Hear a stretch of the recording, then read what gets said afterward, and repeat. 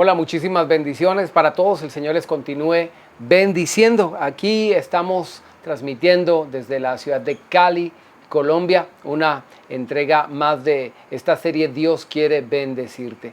Ya hoy estamos cerrando un ciclo de todas estas, de esta serie un poquito extensa, pero hemos visto en la primera parte cuál es el trasfondo espiritual de la desobediencia en estos principios espirituales.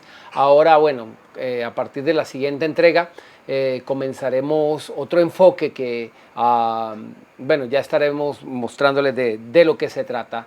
Por ahora pidémosle a Dios la dirección porque solamente Él puede instruirnos, enseñarnos su camino, su palabra y su verdad. Siempre acudimos a ti, Padre Celestial, porque tenemos total y completa necesidad de ti, de tu presencia, de tu sabiduría, de tu inteligencia. Que nos concedas, por favor, el entendimiento, la comprensión de tu palabra. Que te reveles a nosotros, Señor, a través de la Escritura, y por la verdad de tu Espíritu podamos, y por el poder de tu Espíritu, podamos vivir esta revelación, este mensaje, esta palabra de vida que tú nos das. Bendice a cada persona, Señor, que hoy dispone su corazón y su vida para recibir con mansedumbre la palabra implantada. Gracias, Padre Celestial. Amén y amén. Entonces, hoy es el cierre de esta primera porción, de esta primera parte de esta serie de mensajes. Y como les decía, tiene el propósito de mostrar las implicaciones espirituales que tiene el desobedecer los principios que Dios ha establecido respecto a las finanzas. Nos enseña a temer a Dios, a poner a Dios por primero siempre. De hecho, y bueno, en otras entregas más adelante veremos que el propósito del diezmo justamente es aprender a tener a Dios por primero sobre todas las cosas. Vuelvo a Malaquías, que es el pasaje estrella, por decirlo así, respecto a los diezmos y las ofrendas, pero quiero hacer notar el principio que se esconde detrás de esta enseñanza. En el capítulo 3, en el versículo 7, dice el Señor: desde los días de vuestros padres os apartáis de mis leyes y no las guardáis. Volveos a mí y yo me volveré a vosotros, ha dicho el Señor de los ejércitos. Pero vosotros decís: ¿en qué hemos de volvernos? ¿Robará el hombre a Dios? Pues vosotros me habéis robado y aún preguntáis: ¿en qué te hemos robado? En vuestros diezmos y ofrendas. Malditos sois con toda maldición, porque vosotros, la nación toda, me habéis robado. Traed todos los diezmos al alfolí y haya alimento en mi casa. Probadme ahora en esto, dice el Señor de los ejércitos, a ver si no les abro las ventanas de los cielos y derramo sobre ustedes bendición hasta que sobreabunde. Reprenderé también por ustedes al devorador, y no les destruirá el fruto de la tierra, ni su vid en el campo será estéril, dice el Señor de los ejércitos. Todas las naciones les llamarán bienaventurados, porque serán tierra deseable, dice el Señor de los ejércitos.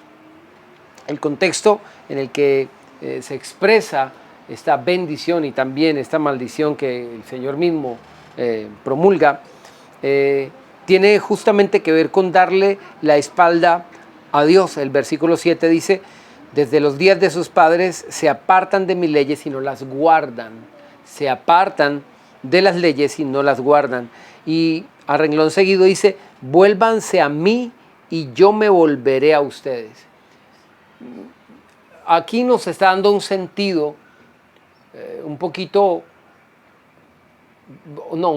bastante serio, porque si el pueblo de Dios dice que se está alejando de Dios, Dios dice: vuélvase a mí, significa que le han dado la espalda y que están en contravía de la senda que el Señor ha establecido. Pero mire cómo esto tiene un sentido muy importante para el pueblo de Dios. Dios les está diciendo: vuélvanse a mí y yo me volveré a ustedes. Es decir, yo estaré con ustedes si ustedes están conmigo, en pocas palabras. La bendición de Dios nos puede ser negada porque Dios no esté a favor nuestro, sino en contra nuestra, cuando nosotros no estamos a favor de Dios, sino en contra de Él. Volverse significa cambiar la senda, cambiar de camino. Y el Señor dice, pero ustedes dicen en que hemos de volvernos. El concepto que ellos manejaban de sí mismos era equivocado, era inapropiado, porque ellos se percibían a sí mismos como justos, como que estuviesen haciendo lo correcto, pero Dios mismo les está diciendo, ustedes me dicen en qué hemos de volvernos, como si no tuviéramos nada que cambiar. Y el Señor les aclara en el versículo 8 con una pregunta, ¿robará el hombre a Dios? Y el renglón seguido dice, ¿en qué te hemos robado? En los diezmos y ofrendas. El Señor está diciendo que lo que nosotros presentamos como diezmo o como ofrenda no es algo que sale de nosotros como si fuera nuestro. Por eso el Señor utiliza el término robar, porque robar es tomar lo ajeno. Aquí es donde cobra sentido el origen del diezmo y de la ofrenda. El pasaje que nos menciona que darle a Dios lo que es de Dios, en palabra del Señor Jesús, darle a Dios lo que es de Dios, uno puede preguntarse qué es de Dios. Y pues la Biblia dice que todo es de Dios. Entonces todo deberíamos dárselo a Dios. Pero como evidentemente Dios nos da las cosas para que podamos subsistir, Él también quiere, y esto es importante, este es el centro del diezmo, no es el tema hoy, por eso no me quiero detener allí.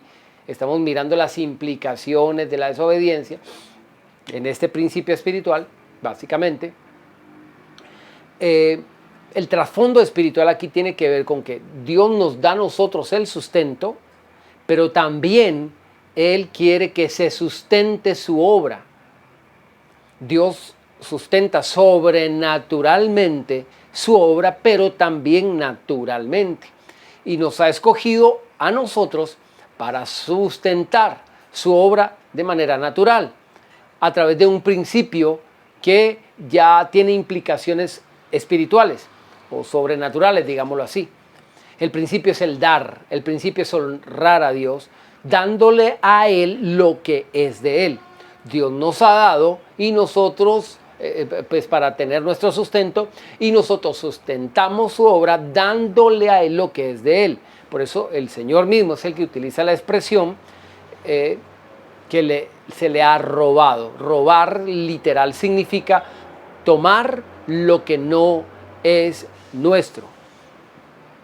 Ahora, algunos que tratan de invalidar estos principios porque dicen que para el Nuevo Testamento no se puede hablar de esto porque eso era la ley, completamente están equivocados en ese sentido. Ya daremos mayor sustento a ese tema, pero hay que ver el trasfondo espiritual de esto. Si es el mismo Señor Jesús en el Nuevo Testamento que utiliza el principio o que habla del principio darle a Dios lo que es de Dios, y Dios mismo establece algo como robo, o sea que dejó de tener vigencia el robarle a Dios, ya eso no existe. Entonces, ¿por qué el Señor Jesús en el Nuevo Testamento habla de darle a Dios lo que es de Dios? Y es el mismo Dios que dice, me han robado. Ok, dejémoslo hasta allí. Ahora bien, el principio de esto es el sustento. Mire cómo el sustento de su obra. Mire lo que dice el versículo 9. Dice, malditos son con toda maldición, porque ustedes, la nación toda, me ha robado. Esto es un aspecto que es importante resaltarlo, porque Dios dice, ustedes todos, la nación entera, me han robado. ¿Cómo había llegado a generalizarse un acto malo en el cual ni siquiera ellos tenían la conciencia plena de saber que lo estaban cometiendo? Porque Dios mismo le dice, ustedes me dicen en qué hemos de volvernos. Y la pregunta que sale a relucir a continuación es, ¿puede el hombre robar a Dios? Pues ustedes me han robado en los diezmos y las ofrendas. Porque llegaron a ser tan inconscientes de un comportamiento tan equivocado. Porque Dios mismo les dice, ustedes preguntan, ¿en qué hemos de volvernos? Para ellos estaban caminando súper bien, estaban en completa obediencia, pero Dios dice la nación toda. Esta es una situación particular. Es que cuando no hay alguien que esté mostrando el camino correcto, sino que todos están caminando en la misma dirección, equivocada, se piensa que todo está bien. No porque la mayoría siga el mal significa que entonces el mal es algo bueno porque la mayoría lo sigue. En Éxodo capítulo 23 hay un pasaje que me llama poderosamente la atención porque deja de manifiesto cómo muchas veces el criterio del hombre, el hombre maneja unos criterios tan equivocados y piensan que porque la mayoría sigue unos pensamientos, unos paradigmas, entonces piensan que ese es el correcto porque la mayoría lo acata. Pero no siempre ha sido así. De hecho, mire lo que dice Éxodo capítulo 23. En el versículo 2 dice, no seguirás a la mayoría para hacer el mal. O sea, nosotros no seguimos las mayorías, no debemos seguir las mayorías para nada, y mucho menos para hacer el mal. Nosotros seguimos a Jesús y su palabra y su verdad, a nuestro Señor, nuestro Salvador. El mismo Pablo lo decía en Gálatas capítulo 1, versículo 10. Si estuviese buscando agradar a los hombres, ya no sería un siervo de Cristo. No seguirás a la mayoría para hacer el mal. La nación toda la había robado. Entre todos estaban en una inconsciencia, en un adormecimiento, en un aletargamiento de su comprensión, de su entendimiento, que ni siquiera se habían percatado que eso era malo. Esa era la norma, esa era la regla, porque se había perdido el temor de Dios. Entonces, hoy por hoy, lastimosamente, muchas cosas que se predican o se enseñan en la iglesia y que se han vuelto tan generalizadas, se piensa que son correctas porque pues, la mayoría habla de eso, la mayoría predica de eso. Solamente a manera de ejemplo, no quiero detenerme mucho en este ejemplo que propongo. Hay mucha gente que habla en las iglesias de cubrirse con la sangre de Cristo. Yo me cubro con la sangre de Cristo. Y eso es algo antibíblico, no tiene fundamento bíblico. Sin embargo, muchísima gente del pueblo de Dios lo habla, lo enseña, lo aplica sin tener fundamento doctrinal respecto a eso. Yo sé, existe mucha laraca, porque no se le puede llamar de otra manera respecto a esto, de gente envanecida, de gente mística, más mística y ¿cómo le diría? De envanecimiento, como diría la palabra, de su entendimiento envanecido, que tratan de enseñar cosas que son traídas de los cabellos, que realmente no tienen un sustento verdaderamente bíblico. Pero es una enseñanza muy generalizada y en la iglesia, y la gente sencillamente lo secunda, lo sigue y lo dan como si fuera realmente la verdad doctrinal.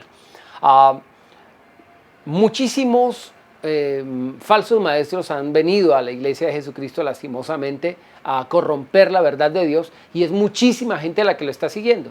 Como en este tiempo, donde el Señor los exhorta, la nación toda le estaba robando, todos, o sea, se generalizó robar.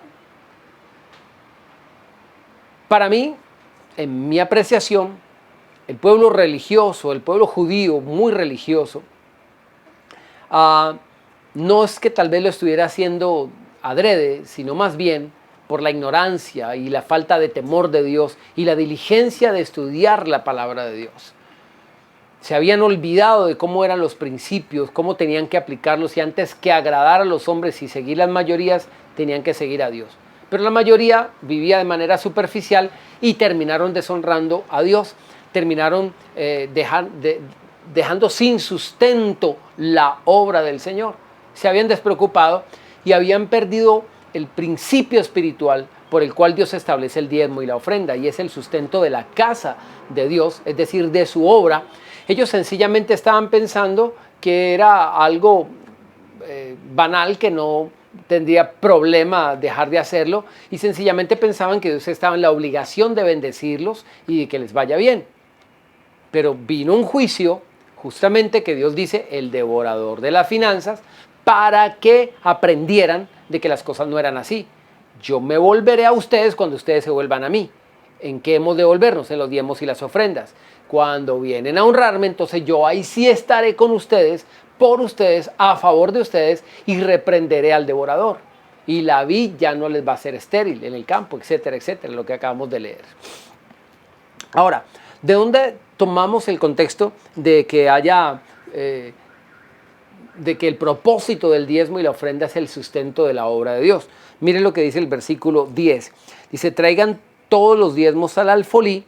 El alfolí era una especie de granero, por decirlo así, un espacio en donde se almacenaba las ofrendas que las personas traían a la obra, a la casa de Dios. Dice, traigan todos los diezmos al alfolí y haya alimento en mi casa. Y haya alimento en mi casa. Como habíamos leído en otra anterior entrega, Dios no está pidiendo nada que Él necesite. En el Salmo 50, Dios dice, si tuviese hambre, no te lo pediría a ti. Voy a leer un poquito sobre esta porción bíblica para que lo recordemos. Ya en otras entregas anteriores de esta misma serie lo habíamos analizado, lo habíamos estudiado, pero es preciso hoy para recordarlo. El Salmo 50, en el versículo 7 dice, oye pueblo mío, y hablaré, escucha Israel, y testificaré contra ti. Yo soy Dios, el Dios tuyo. No te reprenderé por tus sacrificios ni por tus holocaustos que están continuamente delante de mí. El pueblo muy religioso sagradamente lo traía. Pero dice, no tomaré de tu casa becerros, ni machos cabríos de tus apriscos, porque mía es toda bestia del bosque y los millares de animales en los collados. Conozco todas las aves de los montes y todo lo que se mueve en los campos me pertenece, dice Dios en el verso 11. Versículo 12 dice, si yo tuviera hambre no te lo diría a ti, porque mío es el mundo y su plenitud. ¿He de comer acaso yo carne de toros o beber sangre de machos cabríos? Sacrifica a Dios alabanza y paga tus votos al Altísimo. Invócame en el día de la angustia, te libraré y tú me honrarás. Pero al malo dijo Dios, ¿qué tienes tú que hablar de mis leyes y tomar mi pacto en tu boca? Porque tú aborreces la corrección y echas a tu espalda mis palabras. Si veías al ladrón, recuerde que hablamos aquí de Ananías y Zafira, tú corrías con él. Ananías el ladrón y Zafira la que corría con él. Y con los adúlteros era tu parte, tu boca metías en el mal y tu lengua componía engaño. Paso al verso 21. Estas cosas hice y yo he callado, pensabas de cierto que yo sería como tú, pero te reprenderé. Por el amor de Dios, Dios nos disciplina para que no sigamos en ese mal camino. Y dice, y pondré estas cosas delante de tus ojos, para que vea y entienda por qué es que están pasando las situaciones. Verso 22, entiendan ahora esto los que se olvidan de Dios, no sea que les despedace y no haya quien los libre. Hay personas que piensan que Dios no hace así, que Dios no se corresponde a esto que está diciendo el pasaje. Entonces, ¿a quién? Si esto está hablando la Biblia misma de Dios. Versículo 23, el que ofrece sacrificios de alabanza me honrará, y al que ordene su camino le mostraré la salvación de Dios. Al que ordene su camino, el que se vuelva. ¿En qué hemos de volvernos? El Señor lo dice, en los diezmos y las ofrendas. Ahora bien, Dios está diciendo, mire, haya alimento en mi casa, en Malaquías, haya alimento en mi casa, pero si yo tuviese hambre, yo no te lo pediría a ti porque mío es todo. Dios está diciendo, mire, yo no le estoy pidiendo a usted porque tengo necesidad de no tengo necesidad de absolutamente nada porque todo es mío, pero se lo estoy pidiendo. Sí le estoy diciendo que lo traiga. Sí le estoy diciendo, ¿por qué? Porque el alimento de mi casa no es para mí, es para mi obra. En las siguientes entregas veremos un poco más sobre por qué Dios estableció el diezmo y la ofrenda, cuál es el propósito. Ya estamos viendo las implicaciones de la desobediencia, luego veremos el trasfondo espiritual del por qué Dios lo estableció, lo que es de Dios, qué significa eso, y luego veremos las implicaciones espirituales en beneficio, de bendición. Era preciso comenzar por el temor a Dios, aprender a temor a Dios, porque es el principio de la sabiduría. Cuando una persona aprende a temer a Dios, abre su corazón a la sabiduría. Y allí ya es más fácil que pueda comprender cuáles las implicaciones espirituales de bendición. que trae el diezmo y la ofrenda, porque evidentemente hay bendición, hay prosperidad, pero la gente que no lo entiende con temor de Dios se vuelve sencillamente vanidosa y despierta un amor hacia el dinero desmesurado que no debería tener en ninguna manera. La raíz de todos los males es el amor al dinero. No debemos amar el dinero, eso nos enseña la Biblia porque es raíz de todos los males. Y ya lo vimos en las anteriores entregas, en las implicaciones negativas de la desobediencia a estos principios. Que quien ama el dinero no se va a saciar de dinero, es un principio, no hay que amar el dinero. No hay que amar el dinero, pese a todo lo que enseñen la literatura de hoy, los grandes coach y maestros y gurús de las finanzas que te enseñan a amar el dinero. Yo atraigo lo que deseo, no puedo, a mí me enseñaron en la religión que el dinero es malo, que hay que rechazarlo y por eso es que no lo atraes, por eso es que no lo tienes, tienes que confesar, decretar y declarar que amas el dinero, que tú estás en armonía con la fuente de la riqueza, con la prosperidad, con el dinero y haces confesiones, yo amo el dinero, el dinero me ama a mí y cosas místicas que muchos tratan de poner por encima de los principios espirituales. Pero escúcheme, nosotros somos seres humanos, nuestro Padre Dios nos creó y nos dejó un manual de vida. Este es el manual de vida. Este manual es el que nos dice cómo nosotros funcionamos y cómo funciona la vida y las leyes espirituales que Dios creó y estableció. Es Él el creador de todo. Ahora nosotros preferimos creerle a un cualquier aparecido por allí que ama el dinero, que el Dios de este mundo le dio las riquezas para que muchos digan, ah, sí, así es, por ahí es el camino, pero no es sino para extraviarte, no sigas a la mayoría. Sigue con temor de Dios los principios espirituales que Dios, el creador del universo, ha establecido. Él es el que creó todas las leyes espirituales, créame. Y están aquí consignadas. Tenemos que aprender a conocerlas para también aprender a aplicarlas a nuestro beneficio y nuestro favor, porque así Dios lo estableció. Cuando Dios dice haya alimento en mi casa, no se refiere a que le demos comida a Dios, porque evidentemente Él no necesita comida. ¿Cómo? ¿Cuándo? ¿Dónde? ¿De qué manera? Él es el dueño de todo.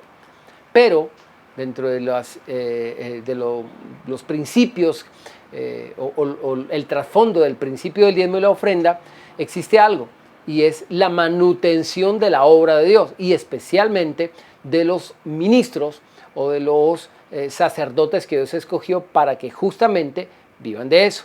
Esto no es tema de hoy. Sí, ya en la siguiente entrega estaremos abordando eso para que entendamos por qué Dios lo estableció así, por qué a Dios le plació hacerlo así, ¿ok?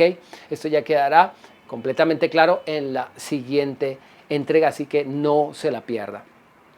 Ahora bien, Dios dice, traigan los diezmos y las ofrendas para que no sean malditos. Con toda maldición yo me volveré a ustedes y reprenderé por ustedes al devorador. Y Él dice, traigan todos los diezmos al alfolí y haya alimento en mi casa. Ahí hay otras bendiciones, pruébeme ahora en eso, a ver si no abro las ventanas de los cielos, pero ya es tema futuro, no voy a detenerme en ello. ¿Por qué? ¿Por qué Dios dice haya alimento en mi casa? Quiero ver otros pasajes, acompáñenme por favor para analizar otros pasajes de cuál era la actitud que estaba manejando el pueblo respecto a esto. Es decir, la casa de Dios estaba vacía, estaba dejada de lado, por eso el pueblo tuvo que recibir maldiciones, como decía el Salmo 50. Les voy a colocar estas cosas delante para que ustedes se corrijan en su camino. En Ageo capítulo 1,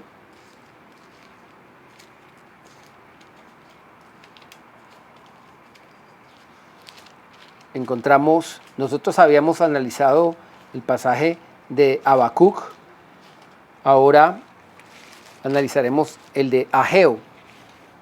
Ageo capítulo 1, versículo 2, dice, así ha hablado el Señor de los ejércitos. Este pueblo dice, no ha llegado aún el tiempo de que la casa del Señor sea reedificada. Entonces llegó esta palabra del Señor por medio del profeta Ageo. ¿Es acaso para ustedes tiempo de habitar en sus casas artesonadas mientras esta casa está en ruinas? Aquí se está hablando de otra situación particular, y es que el templo de Dios estaba destruido, había sido destruido, acabado, arruinado, pero ellos sí estaban buscando su comodidad. El pueblo de Dios había vuelto a deshonrar a Dios y habían entrado en un estado de conformismo, de comodidad, solamente para con ellos mismos. Pensaban que Dios estaba para servirle a ellos y no ellos para servirle a Dios. Entonces estaban obteniendo bendición, Dios les estaba dando su favor, los estaba bendiciendo, les había sacado de la cautividad, les había traído bienestar, pero Dios les envía un profeta para que les hable directamente de la boca de Dios, diciéndoles, oiga, ¿qué es lo que está diciendo este pueblo? No ha llegado el tiempo de reedificar la casa de Dios. Es decir, el hombre guarda por allí en algún recodo de su corazón un pensamiento infame de dejar la obra de Dios, de dejar la casa de Dios, es el término que utiliza la Biblia, dejar la casa de Dios en un segundo plano. Cuando aflora el egoísmo, cuando aflora la vanidad, ya Dios no es primero. Eso es un dictamen espiritual. Cuando nosotros aprendemos a poner a Dios primero, estamos ejecutando principios espirituales que nos ayudan a abrir camino para la bendición de Dios, porque Dios va a mirar, la Biblia dice que Dios mira es al humilde, pero al altivo y al soberbio Dios lo mira de lejos. A ese que primero se impone a sí mismo, que primero lo mío, primero yo, segundo yo, tercero yo, es una persona que la bendición lo va a estar dejando de lado. A este pueblo le estaba yendo bien, estaba teniendo la bendición, pero llega un momento donde Dios dice, hey, vamos a hacer un alto en el camino, vamos a repasar cuál es la condición de ustedes y no pueden seguir en esa situación, tienen que aprender a honrarme. O si no les va a venir la calamidad, como lo decía Malaquías. Pero Dios quiere salvar, como dice allí, yo salvaré al de corazón humilde y al que corrija su camino, le mostraré la salvación, dice la palabra. Entonces ellos estaban diciendo, no ha llegado el tiempo. La pregunta es que, ¿cuándo cree el hombre que le llegará el tiempo a Dios? Si nosotros lo analizamos, para el hombre, nunca. Porque el hombre siempre va a tener necesidad de lo suyo. Por eso es que la gente deshonra a Dios. Porque siempre está diciendo en su corazón, no, es que no ha llegado el tiempo de que yo pueda empezar a honrar a Dios porque es que no me alcanza. Y es que nunca así le va a llegar. Porque el que es infiel, dice la Escritura, el que es infiel en lo muy poco, sobre lo más será infiel. Es decir, Dios prueba la fidelidad. Primero, para darnos bendición. No es posible que una persona abra camino para recibir bendición si primero no ha abierto su corazón a la fidelidad. No ha llegado el tiempo, no ha llegado el tiempo. Hay gente que se justifica, no es que no ha llegado el tiempo porque no ve que no me alcanza, entonces nunca le va a llegar porque nunca le va a alcanzar. ¿Por qué? Porque el que es infiel en lo poco será infiel sobre lo demás. Se trata de fidelidad o infidelidad. Si no es fiel en lo poco, nunca será fiel. Sencillo, nunca.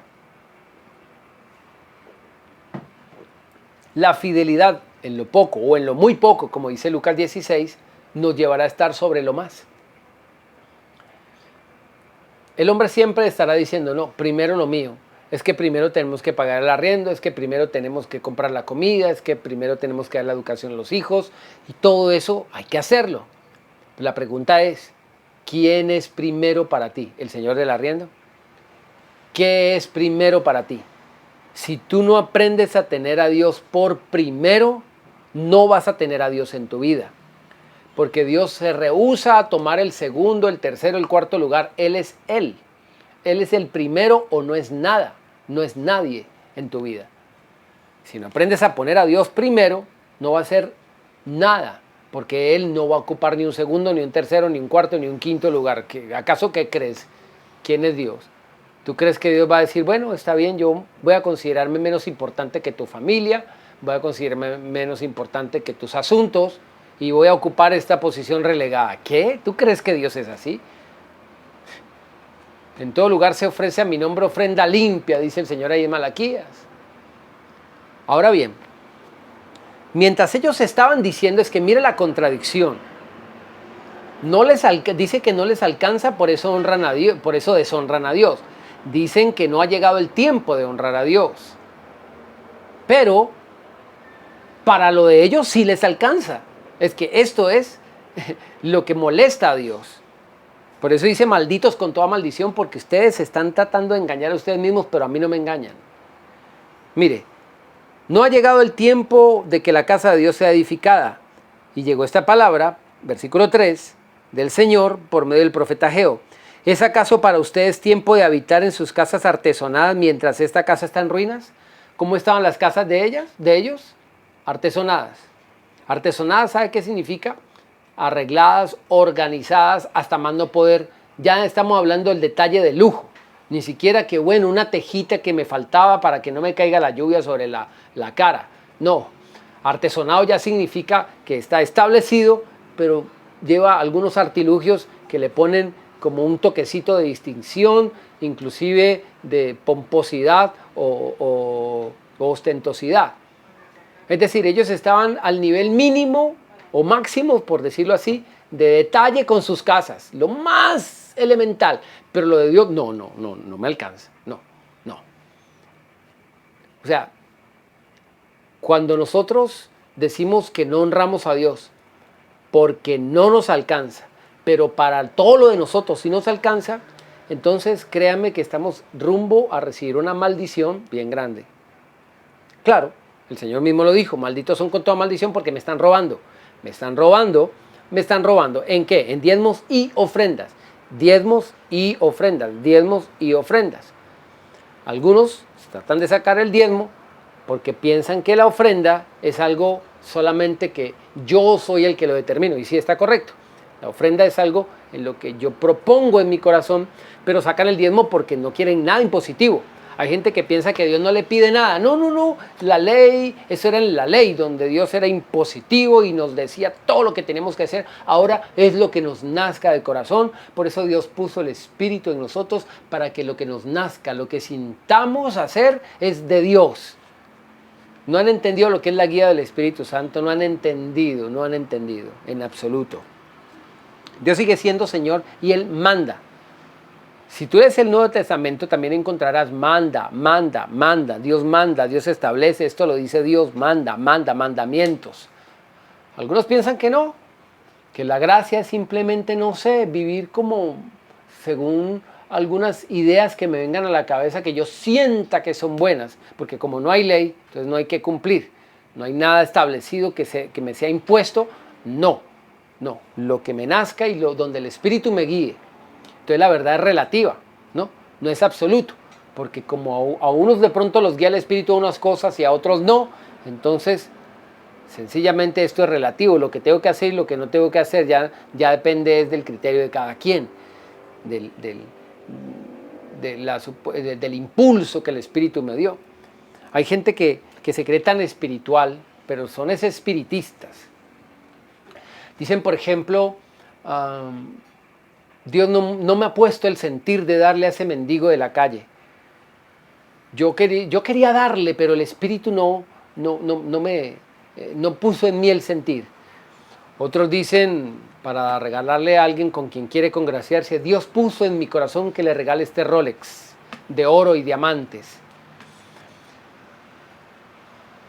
Y creen que son tan movidos por Dios puntual y específicamente, que Dios es el que les tiene que poner el sentir de dar o no dar.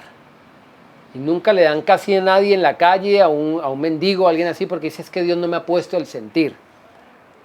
Pero sí los ve congraciándose con gente de la que se quieren aprovechar, porque es así, porque el que no ama verdaderamente usa, porque quieren privilegios, porque quieren estar dentro de un círculo al que quieren pertenecer, congraciarse, etcétera, etcétera. Ahora, Dios no le daría recompensa entonces a nadie en el cielo, o también aquí en la tierra, porque también aquí hay recompensas. La Biblia dice, bueno, no, eso me lo guardo porque es para las siguientes enseñanzas. Pero Dios sería entonces injusto en darle o no darle recompensas a unas personas, porque Dios a unas personas les puso el sentir de dar. Si Dios a una persona le puso el sentir de dar, entonces Él va a tener una recompensa por haberle dado a alguien que necesitaba. Pero entonces Dios sería injusto en no darle a otra persona recompensas porque Dios no les puso el sentir. Nosotros tenemos que tener claro, y está establecido: al que te pida, dale. Clarito. No hay antecedentes de sentires. Claro. Al que te pida, dale. Eso dijo el Señor Jesús. Al que quiera tomar de ti la túnica, dale también la capa. Es así, no es si sientes. Eso no es así, no es así. Pero la gente trata de justificarlo. ¿Por qué? Porque son súper espiritualistas, no son espirituales, son espiritualistas y terminan siendo hasta espiritistas. Eso es puro misticismo, eso no es cristianismo. El Hijo de Dios no se mueve por sentires, sino por convicciones. Cuando una persona se mueve por convicciones y por principios claros, tiene el 99.9999% de sus decisiones tomadas y claras. No espera un sentir, no espera una confirmación, no espera una señal del cielo. No, sabe lo que tiene que hacer, sabe lo que tiene que hacer y lo hace. No espera sentires. El cristianismo no se vive así. La Biblia habla de este tipo de gente que vendría al final de los tiempos, que son sensuales y no tienen al Espíritu. Sensual es una persona que se mueve por sensaciones solamente, lo que siente. Y eso, lastimosamente, en este tiempo de apostasía, sobra en el pueblo de Dios. Sigo leyendo. Verso 4. ¿Es acaso para ustedes tiempo de habitar sus casas artesonadas mientras esta casa está en ruinas? Qué tremendo. El tiempo, ellos lo tenían claro. No es el de Dios, pero sí el mío. Y queda demostrado con lo que estaban haciendo con su dinero. Solo le alcanza para lo suyo. Claro, no, decimos que no nos alcanza para honrar la obra de Dios, pero no nos falta nada. ¿Por qué será? Por la gracia y misericordia de Dios. Pero queremos tentar a Dios para que nos quite todo. Tenemos que tentar a Dios para mostrarnos Él que realmente lo que Él afirma en su palabra es verdad, que lo que es de Dios y que maldito con toda maldición será el que no le da a Dios lo que es de Dios y que le roba. ¿Por qué tentamos a Dios? Ya eso lo vimos en anteriores entregas del caso de Ananías y Zafira. ¿Por qué tientan al Espíritu? ¿Por qué tientan al Espíritu? ¿Por qué están tentando al Espíritu? ¿Acaso qué quiere ver? ¿Cuál es la calamidad que está esperando que le venga para aprender a obedecer? Porque no, más bien tiene un corazón rendido, manso y humilde, porque Dios al altivo lo mira de lejos, pero al humilde le concede su gracia. Versículo 5. Pues así ha dicho el Señor de los ejércitos: mediten bien sobre sus caminos. Siembran mucho, pero recogen poco. Comen, pero no se sacian. Beben, pero no quedan satisfechos. Se visten, pero no se calientan. Y el que trabaja jornal recibe su salario en saco roto. ¿Se da cuenta? Dios tenía que traer una situación para que ellos por lo menos se sentaran a meditar y reflexionar y pensar, pero ¿por qué está pasando eso? O sea, si tenemos trabajo, si tenemos cosecha, sembramos, pero recogemos poco. Si tenemos comida, pero no nos sentimos satisfechos, algo falta, algo falta, algo falta.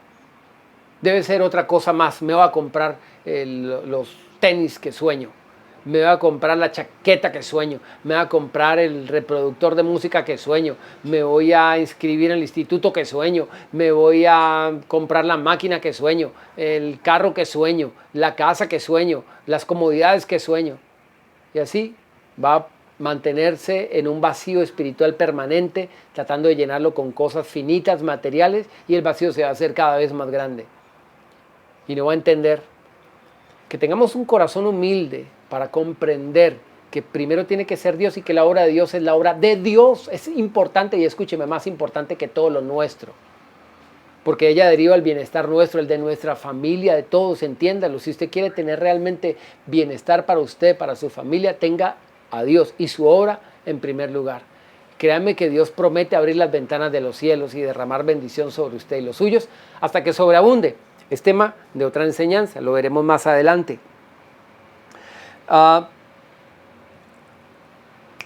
Versículo 6, siembran mucho pero recogen poco, Comen pero no se sacian, beben pero no quedan satisfechos, se visten pero no se calientan, el que trabaja a jornal recibe su salario en un saco roto.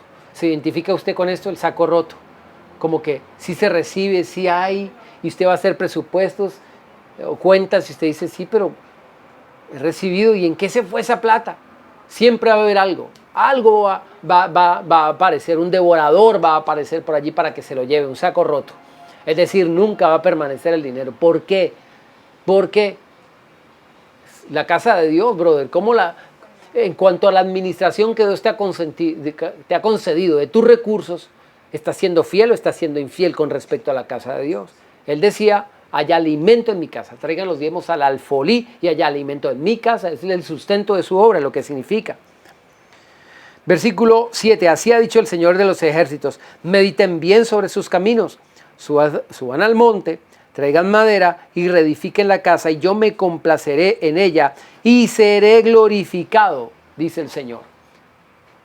Cuando Dios se complazca en la obra de nuestras manos, lo que estamos haciendo, el sacrificio de subir al monte, de traer madera, significa la milla extra de lo que nos cuesta un poco hacer, pero por la obra de Dios, lo que sea. Dios dice, me complaceré y yo me glorificaré.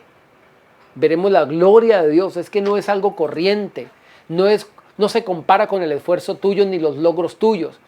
Todo lo que tú retienes puedes ahorrarlo y hacer algo, pero lo que retienes de Dios es algo robado, no va a ser bendecido, no va a ser bendecido al final.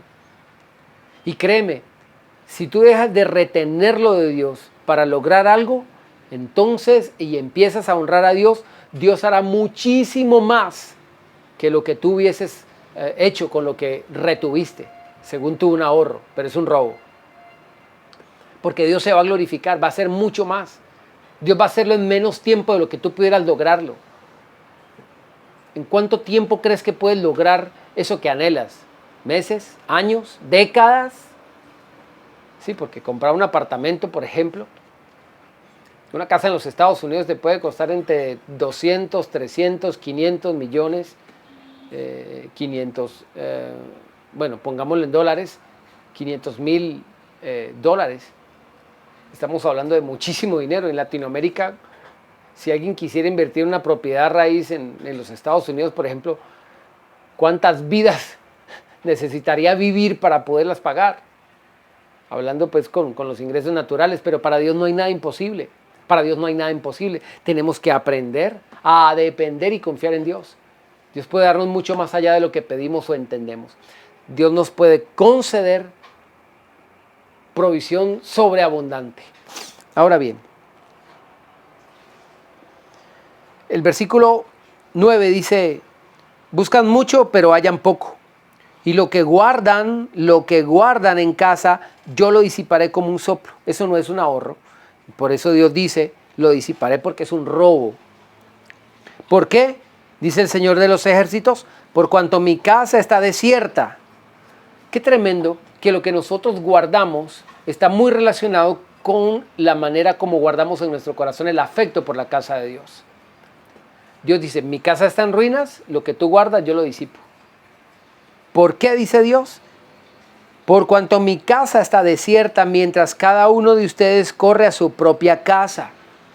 Mi casa desierta, pero cada uno de ustedes corre por lo suyo. Mejor dicho, se desmadeja por lo suyo, se entrega por lo suyo hasta que no más. Y mi casa, Dios dice, y mi casa. No es sensato acumular, ahorrar, buscar, tener con muchísimo esfuerzo y sacrificio para que Dios termine disipándolo, echándolo a perder. No es sensato. Lo que tenemos es que aprender a que Dios bendiga nuestras finanzas y no las disipe. Qué triste sería hacer un balance de la vida, uno y después de tanto tiempo, de esfuerzo, sacrificio, dolor, aflicción, sufrimiento, trasnochos, etcétera, llegar y decir y pensar que esto terminó en nada y se perdió todo. ¿De qué sirvió? ¿Le hubiera yo hecho caso al pastor? Hay algo que nosotros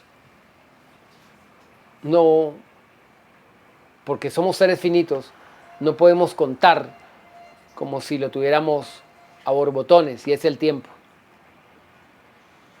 Dios tiene toda la eternidad para bendecir a la humanidad porque Él es eterno. Pero la humanidad no tiene toda la eternidad para recibirlas porque mientras estemos aquí en este planeta no somos eternos. En este planeta no somos eternos. Cuanto más me esté demorando en honrar y aprender a servir a Dios con mis bienes y honrar a Dios con mis bienes, menos tiempo me quedará para disfrutar sus bendiciones. Porque cada día que pasa no es un día más que sumo a mi vida, sino un día menos que le resto a la misma. Dios quiere bendecirme, pero yo cuánto más me estoy demorando en aprender a honrarle y obedecerle. Yo no tengo toda la existencia de millones de años aquí en la tierra para recibir sus bendiciones que son para este lado de la eternidad. Está muy bien, las bendiciones eternas, gloria a Dios, las vamos a experimentar y tenemos que cultivarlas, tenemos que hacer tesoros en el cielo, pero también Dios destinó bendiciones para la tierra. Créame que la sanidad por las llagas de Jesús no se reciben en el cielo porque allá no se necesitan. Y alguien diría, es que lo de la tierra no es tan importante. Si no fuera tan importante para Dios, entonces en vano sufrió Cristo al hecho de ser molido por nuestras enfermedades y por nuestros pecados. Dice, fue molido por nuestros pecados. Y dice que por sus llagas fuimos nosotros curados. Las llagas de Cristo, el sufrimiento de Cristo fue por nuestra salud. Y eso, discúlpeme, no es para la eternidad porque allá no va a haber enfermos. Si el Señor Jesús sufrió tanto por algo terrenal, por un bienestar terrenal, porque solo se experimenta en este cuerpo que no va a quedar, que se va a ir al polvo, que vuelve al polvo, ¿por qué cree usted que hay cosas de acá de la tierra que no son importantes para Dios? Él hizo una obra de sufrimiento y de aflicción en la cruz, muy tormentosa por una heredad celestial y eterna, pero también le costó muchísimo las de aquí de la tierra. Entonces no podemos menospreciar. Por eso decía, no podemos menospreciar su obra. Por eso decía el salmista, fuera de ti nada deseo en la tierra. Es decir, lo que yo deseo aquí en la tierra, solamente lo deseo en Él, por Él y para Él. Y no está mal desear cosas aquí en la tierra, no es el tema, lo veremos más adelante. Pero con la aproximación correcta, que el principio sea la sabiduría, lo que Dios puede hacer por mí, es mucho más allá de lo que pedimos o entendemos. Ahora bien, por eso dice el versículo 10, los cielos, mientras cada uno de ustedes corra a su propia casa, por eso los cielos les han negado la lluvia, la tierra retuvo sus frutos, yo llamé la sequía sobre esta tierra y sobre los montes, sobre el trigo, sobre el vino, sobre el aceite, sobre todo lo que la tierra produce, sobre los hombres y sobre las bestias y sobre todo trabajo de sus manos.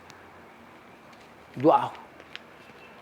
No es que no tuvieran trabajo, sí estaban trabajando, pero se veía en saco roto. ¿Por qué? Por la casa de Dios, por la casa de Dios. Mientras el hombre no estime y ponga en el primer lugar la obra de Dios, porque es a poner a Dios mismo primero, lo demás será simplemente un sufrimiento, una frustración, todo lo que se hace para nada. No ver los frutos que se anhelan, pero con Dios, créame, con Dios se puede disfrutar a plenitud porque la bendición del Señor enriquece y no añade tristeza. La bendición de Dios enriquece, escúcheme, enriquece. Esta palabra le molesta a muchas personas porque los de la doctrina de la prosperidad han hecho un daño a la iglesia de Jesucristo con esa enseñanza terrible. Y ya la gente ha llegado a pensar, porque hay que rechazar la doctrina de la prosperidad, evidentemente hay que rechazar esa doctrina humanista de la prosperidad, pero no la prosperidad de Dios, porque Dios sí se puede ser próspero, pero caminando bajo sus principios espirituales.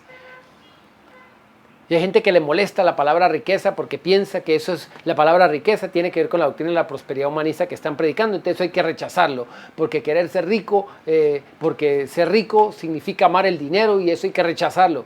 Porque no han entendido los principios espirituales, que Dios quiere darnos todas las cosas en abundancia para que las disfrutemos. porque Dios no tiene problema ni en que las disfrutemos, ni en dárnoslas en abundancia. Pero hay gente que tiene problema con eso. Por eso están estas enseñanzas, para que aprendamos en el equilibrio espiritual y bíblico, para no tomar posturas extremas de la miseria y la pobreza para ser más espiritual, o de la sobreabundancia y la riqueza para ser más espiritual, con la prosperidad humanista que enseñan. Ni lo uno ni lo otro. A la ley de las Escrituras, como dice la palabra en Isaías. A la palabra, lo que Dios dice. Con las regulaciones que Dios establece, con los principios que Dios establece. Porque también la Biblia dice que los ricos es más fácil que un rico, que un camello pase por el ojo de una aguja, que un rico entre al reino de los cielos. Y este versículo lo han tergiversado terriblemente para tratar de justificar los de la doctrina de la prosperidad, muchas cosas terribles que ellos enseñan. Pero es un principio espiritual que Dios enseñó, entonces hay que darle el sentido correcto y aprender entonces cuál es la verdadera prosperidad que Dios quiere para nosotros, que no son solamente riquezas espirituales, como algunos lo toman.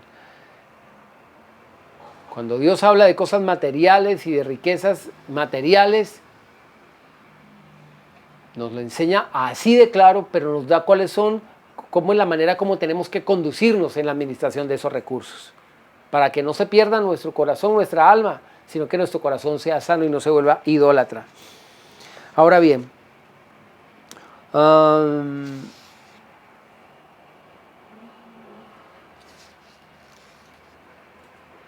voy a dar solamente unas citas sueltas como para terminar ya esta primera parte del estudio que hemos visto, en la que hemos visto las implicaciones espirituales de la deshonra a Dios. Termino con Sofonías y otros versículos. Sofonías capítulo 1.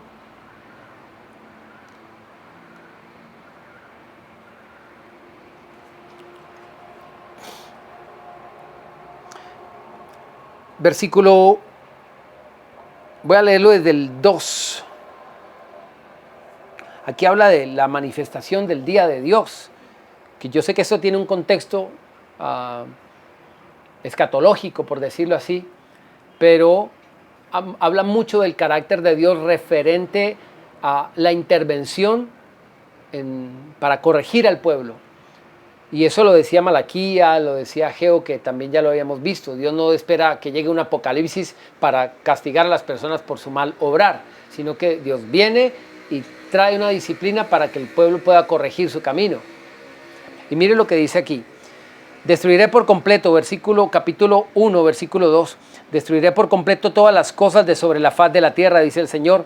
Destruiré hombres y bestias, destruiré las aves del cielo y los peces del mar.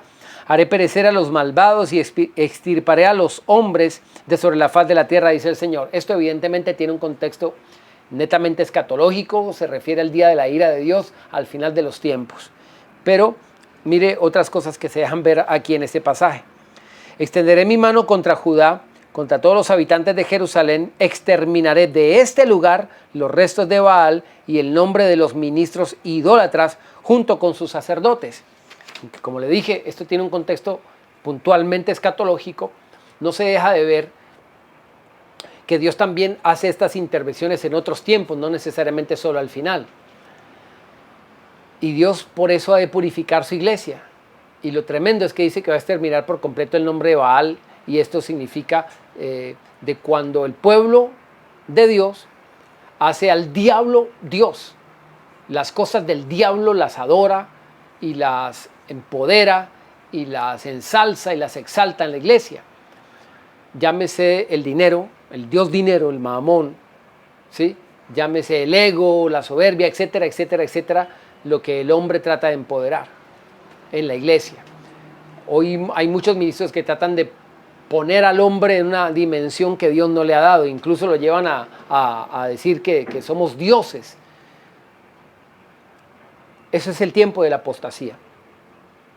Pero, como dice el mismo Dios en el Antiguo Testamento, cuando el pueblo de Israel dice que llevaba el tabernáculo de reunión en el desierto, dice que no llevaban el tabernáculo de Dios, sino el tabernáculo de Moloc. Y si uno se va a averiguar en la historia cuando ellos hicieron eso, nunca el pueblo de Dios jamás llevó sobre sus hombros el tabernáculo de Moloc. Ni siquiera se sabía que Moloc tuviera un tabernáculo. Pero sí llevaban el tabernáculo del Señor. Entonces, ¿por qué Dios dice que era el de Moloc? Porque lo que Dios está tratando de decir así, ahí es que ustedes están caminando como si me estuvieran adorando a mí, pero realmente están adorando es al diablo mismo. Porque no viven como yo les digo que vivan, así ustedes digan que sí son pueblo de Dios, así sí se digan que están en el camino, que están en la verdad, pero no están haciendo lo correcto. Así como en Malaquías Dios les dijo, toda la nación me ha robado. Todos creen que están bien porque dicen, ¿en qué te hemos robado? Señor, ¿cuándo? Estaban tan ciegos que no veían eso.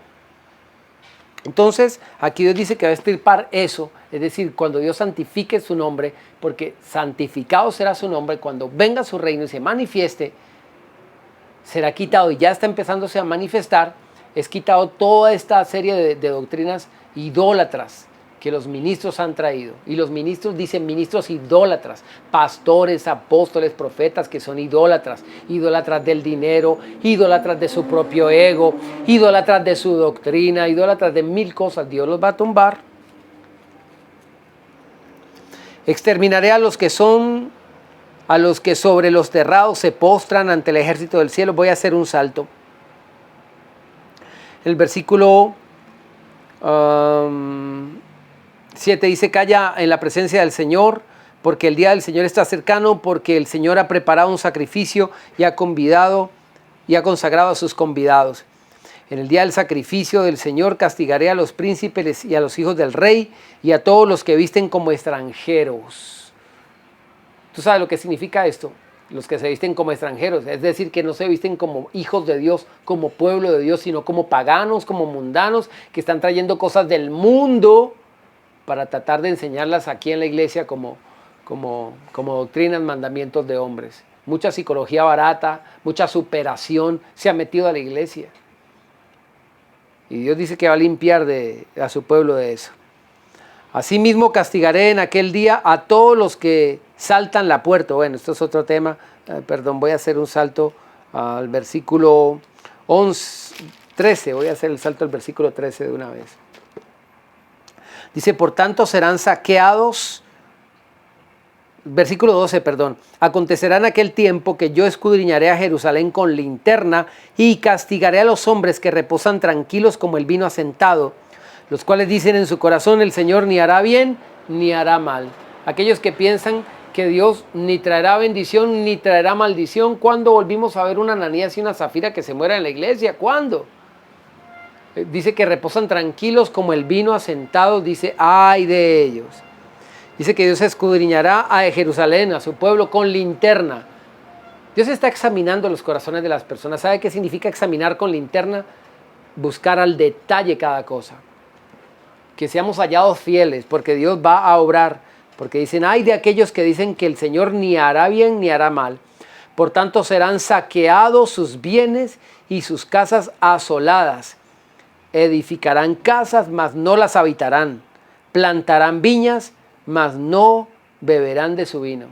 Qué terrible uno edificar una casa que al final no puede habitar, por X o Y razón. Qué terrible.